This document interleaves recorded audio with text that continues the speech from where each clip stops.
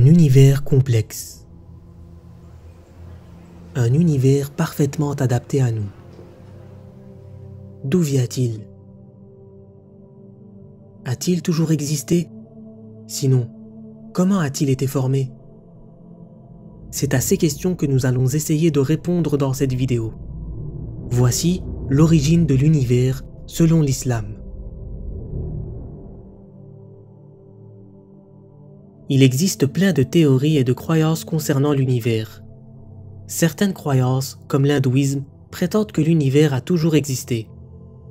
D'autres, comme l'islam, disent que l'univers a été créé par un dieu. Scientifiquement parlant, la théorie la plus acceptée est le Big Bang.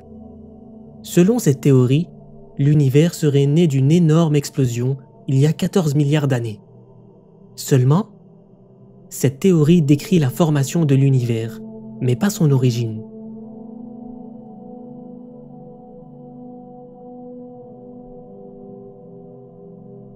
Avant la création de l'univers, Allah notre Seigneur était le seul à exister. En tant que musulmans, nous croyons qu'Allah est éternel. C'est lui qui nous apprend à travers son livre et son prophète comment l'univers a été créé. La première création d'Allah est l'une des choses les plus précieuses au monde. C'est la source de la vie. Et c'est l'un des éléments les plus abondants sur Terre. L'eau. De cette matière, Allah créa toutes choses. Il commença par créer son trône. Ensuite, il créa la plume. Puis Allah lui ordonna d'écrire. Obéissant à l'ordre de son Seigneur, la plume écrivit toute l'histoire de l'univers dans une table. La table préservée qu'Allah avait créée après la plume. Après une période de 50 000 années, Allah créa les 7 cieux.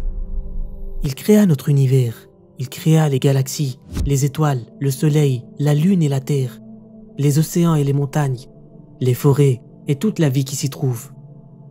Du plus imposant animal jusqu'à la plus petite bactérie. Tout cela, notre Seigneur le créa en 6 jours. Après cela, Allah créa une nouvelle espèce, les djinns. Cette espèce était spéciale, car elle était douée d'intelligence. Les djinns étaient notamment connus pour être des créatures maléfiques. De ce fait, ils ont semé le désordre et la destruction sur Terre. Leurs crimes étaient tellement odieux qu'ils furent emprisonnés sur des îles. Après cette sombre période, Allah décida de créer une nouvelle créature.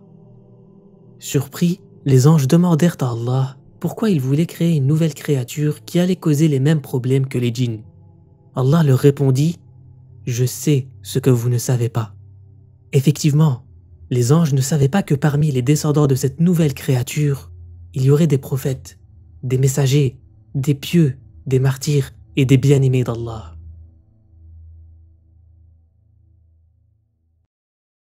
وَإِذْ قَالَ رَبُّكَ لِلْمَلَائِكَةِ إِنِّي جَاعِلٌ فِي الْأَرْضِ خَلِيفَةً قَالُوا أَتَجْعَلُ فِيهَا مَن يُفْسِدُ فِيهَا وَيَسْفِكُ الدِّمَاءَ وَنَحْنُ نُسَبِّحُ بِحَمْدِكَ وَنُقَدِّسُ لَكَ قال إني أعلم ما لا تعلمون